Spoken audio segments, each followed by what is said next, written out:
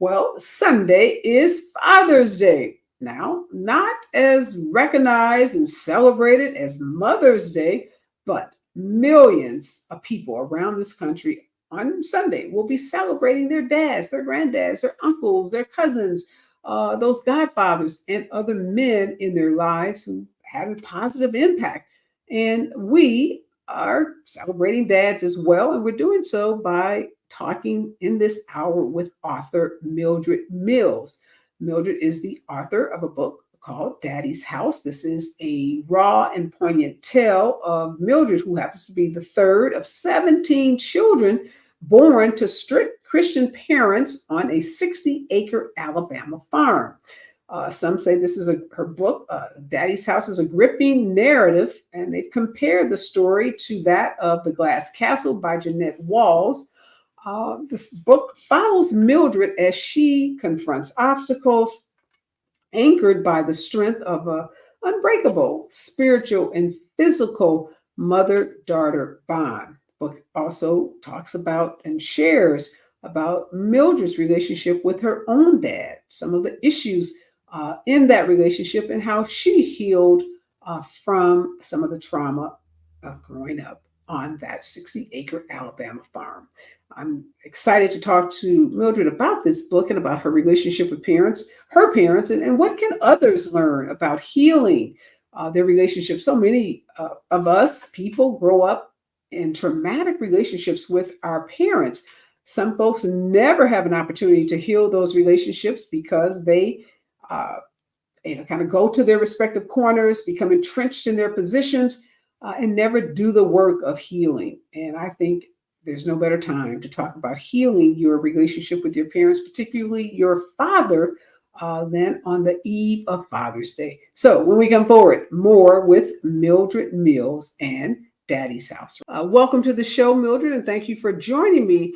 I want to read something about this book and about your story that I found on the internet. It said, "There's nothing more crushing than being a 20-year-old pregnant, unmarried college dropout dependent on a welfare check. It's even sadder being Black and in such a predicament. Daddy's House tells a raw and poignant tale of Mildred, the third of 17 children born to strict Christian parents on a 60-acre Alabama farm. The gripping narrative, often compared to the compelling story of The Glass Castle by Jeanette Walls, follows Mildred as she boldly confronts obstacles anchored by the strength of an unbreakable spiritual and physical mother-daughter bond." So, Mildred, when I read that blurb about your book, Daddy's House, it ends by talking about the strength from your spiritual and physical bond with your mother. But the book is entitled Daddy's House. So talk to me about your relationship with your father, because this is the eve of Father's Day, and we are celebrating dads, and I hope in this hour will inspire and encourage those folks that maybe have a, a fractured or strained relationship with their father. So tell me about your relationship with your dad. My relationship with my father was pretty it could be tumultuous, but I tell you, it was extremely strong. As a very little girl, I was probably 5 years old when he made me a businesswoman. I was he had a milk route, and I kept his books at age 6. He gave me a pencil and a piece of paper and said, "You're going to keep track of my customers." And I did. And he taught me how to be a businesswoman. But then there were also those times when he could be kind of cruel. But I had tremendous respect for my father. I didn't necessarily fear my father, but there were times when I was terrorized by him. So, but overall, he was an amazingly strong figure in my life. Well, let's talk again. I know from again excerpts from the book, uh, you describe your father as it says you grew up picking cotton, attending church every Sunday, being sheltered by what you call your two starkly different parents, a soft and gentle mother and a harsh, critical father prone to abuse. Mildred stared defiantly into her father's eyes as she took her last beating at age 18, dressed in a yellow prom dress. So, talk, and I know eventually you've come to a place where you have a lot of respect for the lessons that your father taught you Right. as a strict Christian parent, but there were times in your relationship with your dad that you describe as being abusive, and you use the terms beatings that you received from your dad. So talk about those dark times, because obviously we can't fix what we don't acknowledge, and a lot of folks, I think, uh, would try to forget some of the difficult times they had with their parents, because it's just easier, right? To Yes. forget those times. But we know, and I've had a lot of psychologists on the show, that in order to really heal, you've got to be able to confront even those more difficult times in your relationships with your parents. So talk about those times that your dad was abusive. Absolutely. I wrote this book in order to heal from some of the things that I experienced with my father. I remember being a little girl. First time my earliest memory of what I would call um, abuse is I was 4 years old sitting on a chair. I had dressed myself for Sunday school because I had two older siblings, and I had three siblings younger than me when I was 4 years old. So nobody's paying me any attention. So I've dressed myself. I'm sitting there on that chair with my little legs. They're too short to hang over the chair. So my legs are on this chair, and I hear Dad coming through the dining room. He's singing Amazing Grace, and I look up and I smile, and I think I'm going to get a compliment. I want a compliment, and he looks at me and he says, "I didn't know you were so stupid." And I'm thinking, I'm 4 years old. Hmm. I've never heard that word before in my life. I don't know what it means, but I looked at his face and I thought, well, I'm not supposed to be stupid. That's not something I want to be. And then he says, well, look at your socks. I've got my socks on upside down. And I thought, as an adult, I think back to that moment and I think, I'm 4 years old. I've dressed. That's a pretty big deal at age 4. And I'm going to be called stupid. But anyway, I remember one of my sisters asking me once, when did you become so self assured? You always seem so self assured. I said, and then I thought back to that moment. I just thought at that point, I'm not going to be stupid. So my father has that firm back and I've got it just like him. So he taught me something in that moment. Although I thought it was a cruel thing at the time because it just didn't feel good. Mhm. And you describe in the book, again, very transparent, very honest, very raw, not just the what we'll call verbal abuse from your dad, but also physical abuse. Talk about the first time that you can remember your father striking or hitting you. I remember standing in line. I don't know how old I was, but if something happened that nobody admitted to, something like his tools were missing or out of place or whatever, he lined us all. He said, "Who did it?" Nobody admitted to it. So we're standing in line by age order waiting to get a beating. And I just remember hearing the screams of my siblings in that room. He would go take one into his bedroom, close the door, and you just hear these screams, and you're standing there just waiting to get your beating. And that person comes out of that room. And I just remember those, being struck like that and just being terrorized about getting a beating. Or, if I didn't pick enough cotton, I had to pick cotton as a child. And it, we had a quota, and my quota was 225 pounds of cotton a day. And if I didn't pick that cotton at the end of the day, I got a beating. So, it was just those things that kind of terrorize you. And Mildred, what? And I know you had a very close relationship with your mother. You described that in Yes. the book. Where was your mother during this period when your dad was, using physical force, was hitting, was striking you and your siblings? What would she do? She didn't interfere. In fact, I asked her about that as an adult. Ask, why didn't you interfere on our behalf? And she said, Well, I thought he was kind of rough. But after all, he was your father. That was her answer. But my father was also abusive to my mother. And, Mm, so I, I don't know if that's just the way some people behave, because since I've written this book, I've had classmates, and there were two people in particular who told me, two white gentlemen, that I was very surprised that this happens in their home. This one guy said, my mother was your father.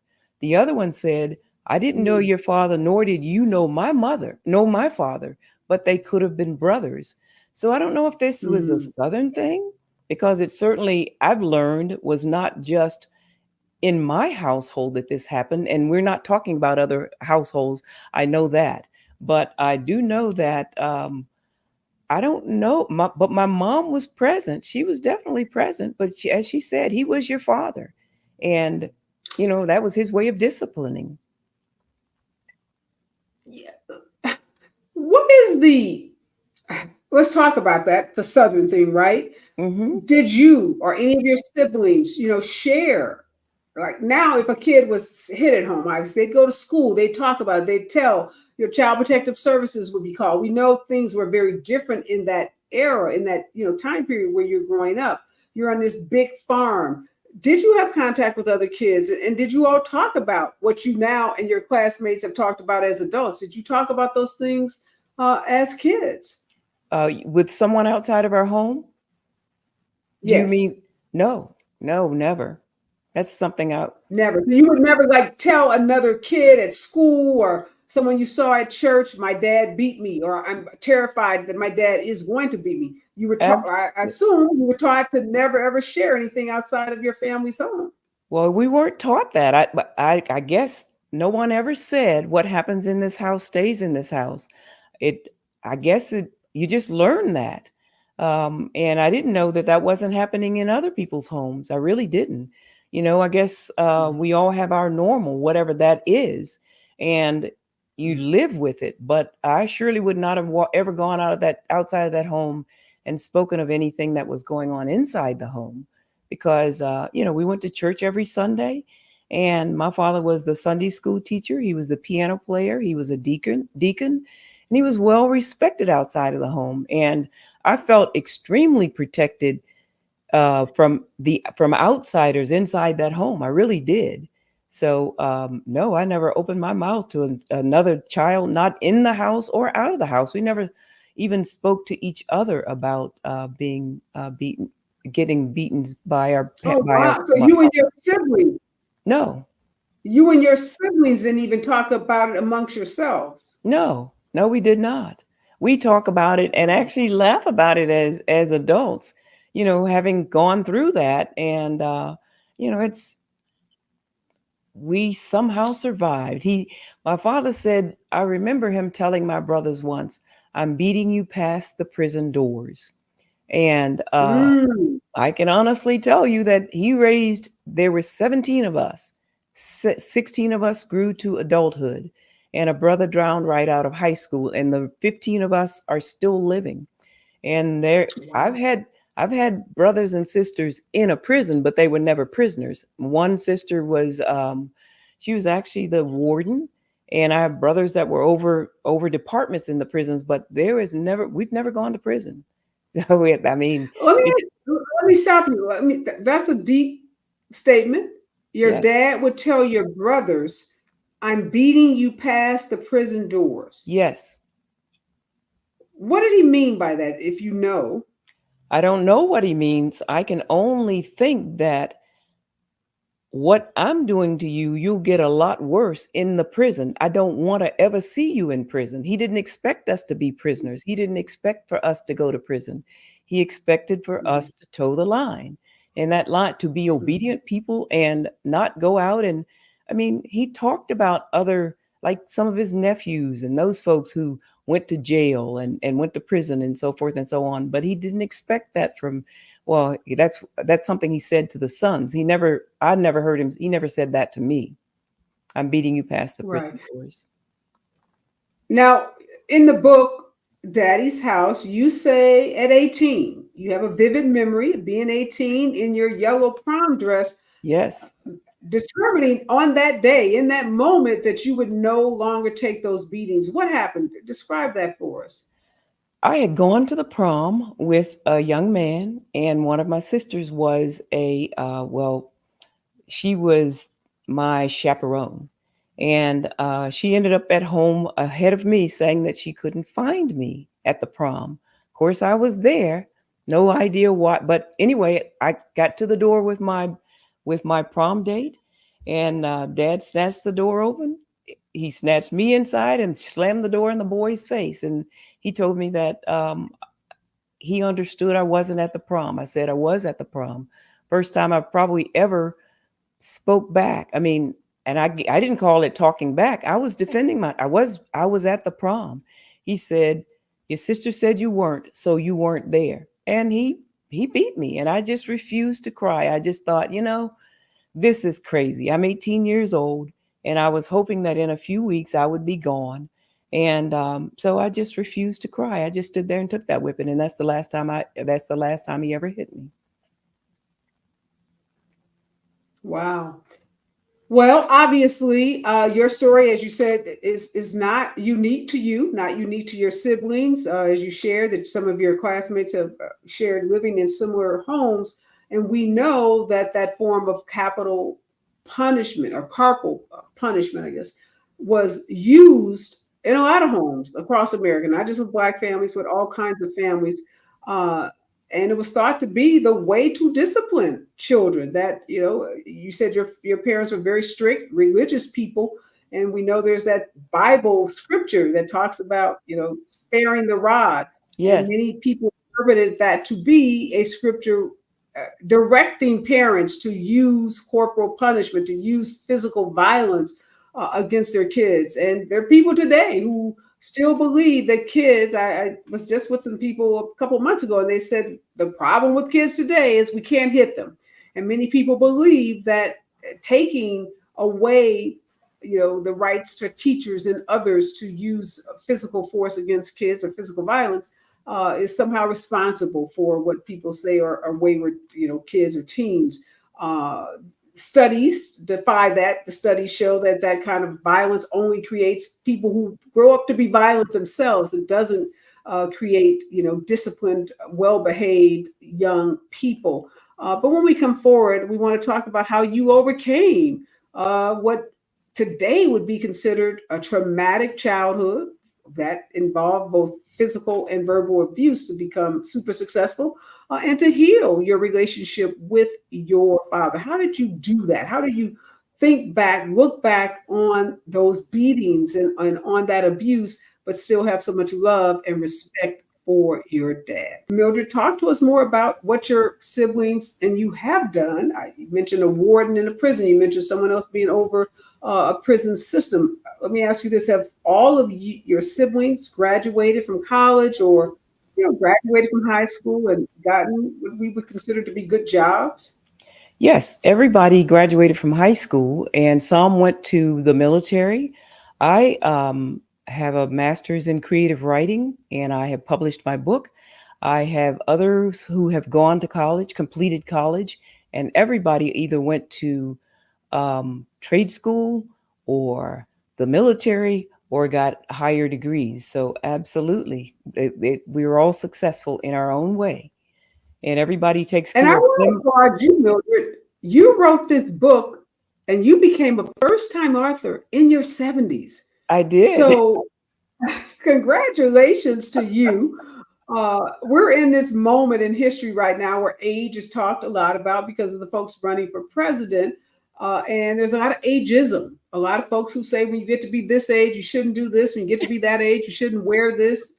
And I just love it when people, particularly women, defy all of those norms, rules, expectations that have been put on us and just say, we're going to do whatever it is we choose to do and are capable of doing at whatever age we may find ourselves. And so at 70, you decided you wanted to write a book and you wrote that book. So again, you are inspiring so many other folks who may think I'm too old or, it's too late in life for me to do something. I just love it when people won't allow themselves to be defined by society. But talk a little, Mildred, about why in your 70s you decided to share a book that's obviously so personal, to share stories about your family members that are so personal. A lot of people uh, like to keep, as you said as a kid, you kept what was happening in your household in your household. And a lot of folks are raised that way. Like what happens in this house stays in this house and goes to the grave with you. But for you at 70, you wanted to tell this story. Why did you want to tell this story? In my 50s, actually in my late 50s, I volunteered at a women's shelter. And my God, some of the stories that I heard from those women was just gut wrenching.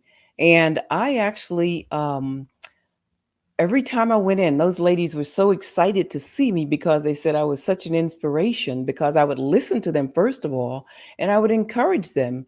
And I also would sit down and many of them were trying, they had this welfare to work program.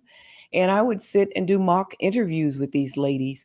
And then I just got to thinking about, actually, I had just left corporate America and I had sued my employer for race discrimination. I didn't win the suit. I was in Houston, Texas. Didn't expect to win it, but I'd be damned if I was going to sit there and take the abuse. But anyway, so I decided to go and I volunteered at that women's shelter and at a children's hospital.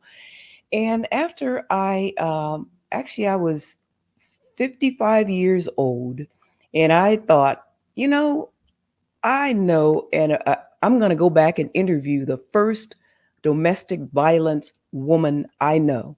So I went back to Alabama from Houston and I asked my mother, I said, Mom, I'd love to know your story.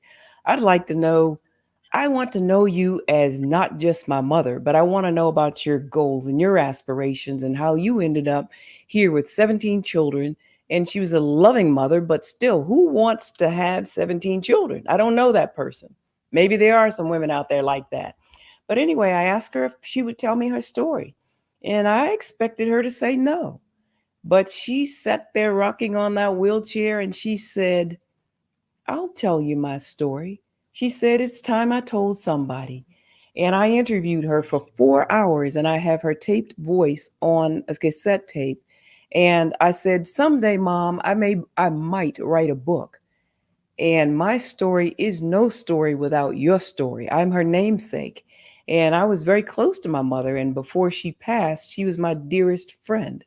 But and I kept thinking about that. And this would have been a hard book to publish. I would have written it because I was already Well, let me writing ask it. you this, but hold on a second. In your mother's story, those 4 hours, did she recount incidents of being physically abused by your father?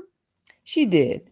Well, the quote, I asked her a few questions. I said, listen, but after we got past how you grew up and what you loved and yada, yada, yada, I asked her what she intended to do. Why did you stay when when after knowing that you were in an abusive relationship? And she said, she had this answer that, I mean, I understood why she stayed. She said, I stayed because I didn't have a father in the home when I grew up. And I thought it would be nice for you to have your father around. And she said, Abraham, which is my father's name, he wanted to do the right thing, but he just had a temper. And she talked about how she had seen her mother pulling behind a mule and a plow all by herself because her mother divorced her father when my mother was probably 4 years old because she said he wasn't pulling his share. And she said she wanted her children to have a father in the home. And she didn't want to work that hard by herself. And she also said, well, where was I going with a house full of children? And I said, well, Mom, you didn't have a house Mhm. full. You had one, and then you had another. You didn't have any twins. And so we had this conversation, and it was just an amazing conversation. And I knew that I was going to write this book, but I knew that I would probably not publish it as long as my parents were alive. Mhm. But what did you learn, Mildred? Now, having talked to your mom, learned her story of abuse, having reflected on how your dad abused you and your siblings, but then working in that domestic violence shelter. I'm sure in that shelter you learned more about abusive relationships, how women can get out of those relationships, how they can stand up for themselves, how they can protect themselves. What are some of those lessons, and were there lessons from that shelter that help you heal your relationship with your father? Absolutely, there were some of the lessons that I learned is some of these women were just so they still, regardless of what these men, what they had gone through in their relationship, and some of them were actually abused by female women. I mean, some of them were didn't have male relationships. They were in a female to female relationship. And what I learned is you can change if you're willing to work for it. You have to have it in your mind that you want. Some people just seem to have had it in their mind that they wanted to go, but they were just fearful of taking that step by themselves. But see, I was not fearful to take that step by myself at age 18. I knew I was not going to be in an abusive relationship. And so I did learn that the mind just doesn't allow some people to let go. And and I learned to accept my father as the man that he was. He was many, many things, and I could certainly judge him by his worst self, the things that I thought. And I have a podcast also, and I talk in one of those podcasts about the things I learned from my father. And I said I never wanted to judge him by his worst moments. And when I got to really thinking about what my father taught me, he taught me many, many wonderful things. And like I said, he was a stubborn, proud man, and I'm a stubborn, proud woman, and he taught me how not to be attracted to abusive men by being an abusive man. And I always said as a child that I would never have a husband like dad, nor would I be a wife like my mother. And I mean, that was just me learning as a Mm. child that, these people, I love them dearly, but I don't want to be these people. I don't want to be in a relationship because I thought if I can't have peace in my home, I will be by myself. And I absolutely meant that. And I've never been hit by a man in my life, and I just imagine, well, I did slap one once, and I was terrified after I did that. I thought, oh God, what if he hits me back? And I thought, well, I'm sure going to go scrapping if he does. We are talking with Mildred Mills about healing traumatic relationships with your parents, particularly your father, on the eve of Father's Day. When we come forward, we're going to talk more about what Mildred can offer to those that may be in a strained or fractured or traumatic relationship, even with your father. Mildred, what advice do you have for someone that perhaps grew up in a home similar to yours, but yet harbors a lot of anger and resentment towards their father? What are some of the things you did to cause you to be able to respect your father in the way that you do, despite how he raised you and your siblings? So I know it's difficult when we think about growing up with a father that is abusive. For a lot of people, they can't get over it. They just, it ruins their relationship not only with their dad, but with future relationships, future intimate partner relationships. A lot of women are unable to enjoy close relationships with men because of their relationship with their dad. Uh, I really applaud you, Mildred, for having the courage to be open to the possibility of healing from that relationship with your dad. So, talk to us about how you did that and what advice you would give others.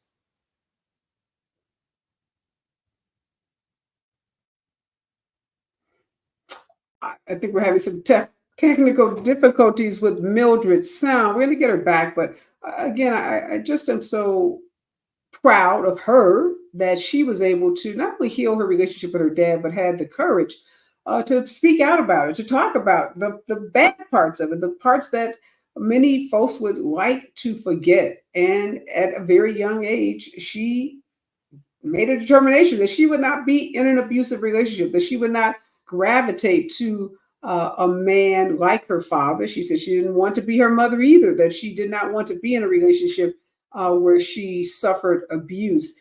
And she has healed from the abuse that she suffered as a child, and she is talking about and sharing her healing with others. And again, I can't you know, thank her enough for being willing to be so honest and so raw about what that relationship was like. I think we're back. Uh, do we have you back yet, Mildred? Here I am. Okay, so talk to us about what you did to heal from that relationship and what advice would you give to others? You know, the beautiful thing is, my mother was one of those peaceful kind of people that she just always preached. You, she just preached peace, peace, peace. And of course, we would get pretty upset with her about it. But I also know that I remember when I married the first time, I'm in my second marriage. My father was so upset that I was marrying a person that didn't have a job. I was in college, and he said, "He's not good enough for you." And he told me that I should marry a doctor or a lawyer. And I thought I wouldn't marry a doctor or a lawyer if there was nobody else to marry, but just because my father said I should. But anyway, I just remember as I grew and I had my children, I had my own issues with a child or whatever, and he would answer the phone, and I could talk to my father about this, and I said, it's too bad, Dad, that you can't put a child out that just misbehaves. He said, well, you can make it so tough on them that they'll leave on their own, so you don't have to worry about wouldn't have to worry about that. But I have always loved my father because I thought that he was such a handsome man. And I always knew, I never ever wondered where I was going to sleep at night. I never ever wondered whether I was going to have food to eat because we did our own food. We farmed and so forth and so on.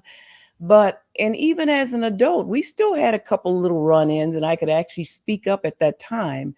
But I respected the fact that, as my mother became ill, he was always there for her. He took care of my mother in her time of need, right up until the time she passed. And if I had asked my father for anything, which I was not going to, he would have given it to me. I know that he would have. And he loved my had it. My daughter is the first grandchild, and he thought that she hung the moon. He always said she's just like her mother. She's as smart as her mother. And so you know, when I look back on that childhood, and I knew that when I left there, I was never going back, I also know that what my parents taught me when I left that farm, I had everything I needed to be successful. They had taught me everything I needed to be successful. I knew how to work hard. I knew how to trust and believe in God, and so I'll never forget him being on his dying bed and me being there for 4 days. And I didn't know whether he knew me or not. And his name for me was Babe. He always called me Babe because my mother's name was Mildred and so was mine. So I guess he gave me a pet name, but everyone else called me Mildred. And I remember walking in that bedroom, Areva, and so many memories flooded back on me. I remembered being a little girl outside that door, knocking on the door to say, "Good morning, Dad and Mom." And then I went into the kitchen to prepare breakfast for everybody. And then, I mean, honestly, the pain of standing in that bedroom to get a beating, all those things came back. And I remember also being outside that room. And just before I was going to go to bed, I was staying there taking care of him for 4 days, and I heard this noise, a whimpering noise. And I walked inside, and my father was crying. And but he had his head covered up with the covers, and he was saying the Lord's Prayer. And it was just about Hmm. all I could do not to break down and cry because I thought, oh my God, I didn't know he still prayed before he went to sleep or whatever. And so at that moment, I said to myself, if I can love a stranger in the street and hand a stranger bread, and I would always take care of my father, I said, then I can forgive my father Because if you say that you love God and you hate your brother, you're a liar. So, you know, That's a beautiful story, Mildred. One last question for you. I know you're going to be giving a sermon on Father's Day at a church, and it's a Father's Day message. Give us the word that best describes what you are going to say in that message on Father's Day. I'm going to first welcome almost fathers. Whatever your relationship is with your father, it took two people to bring this life into the world. You were created by two people. One is your father, regardless of what your relationship is with your father. He is your father. If you have a great one, great. If you don't, find a way to heal.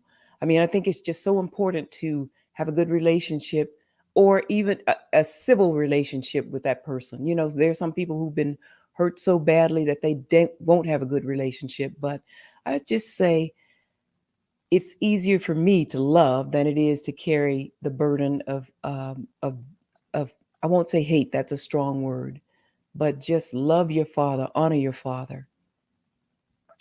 What a beautiful message. Thank you so much for sharing your story, Mildred. And I agree with you.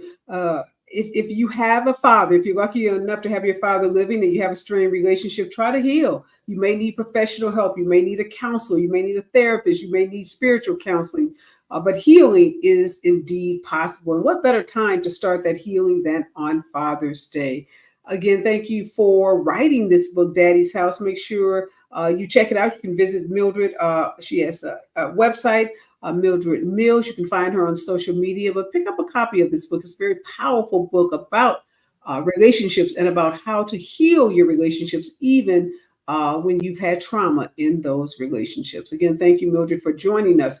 And have a happy Father's Day to all those dads out there. We're a little early, but it's never too early to celebrate the good men in our Absolutely. lives.